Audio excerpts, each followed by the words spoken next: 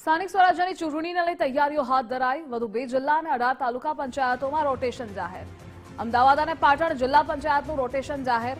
27% OBC અનામત બાદ તબક્કાવાર રોટેશન જાહેર। અગાઉ 83 તાલુકા પંચાયતો માટે રોટેશન જાહેર થયું હતું। અને આ મુદ્દે સંવાદદાતા નિકુંજ જોડાયેલા છે। નિકુંજ, સ્થાનિક સ્વરાજ્યની ચૂંટણીને લઈ તૈયારીઓ કેવી?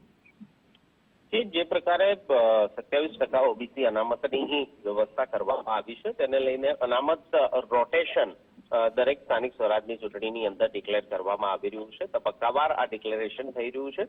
વધુ 2 જિલ્લા પંચાયતો અને 18 જેટલી તાલુકા પંચાયતમાં અનામત બેઠકોનું આ રોટેશન જાહેર કરાયું છે। અમદાવાદ અને પાટણ જિલ્લા પંચાયતની બેઠકોનું રોટેશન જાહેર થયું છે।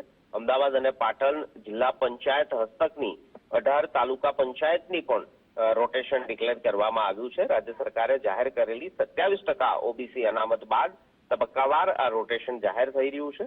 અગાઉ 15 જિલ્લાની 83 તાલુકા પંચાયત માટે રોટેશન જાહેર કરવામાં આવ્યું હતું, જેમાં વધુ 18 તાલુકા પંચાયત અને 2 જિલ્લા પંચાયત અમદાવાદ અને પાટણનું રોટેશન આજે જાહેર કરાયું છે। જે નિકુંજ જોડાવા બદલ આભાર આપનો।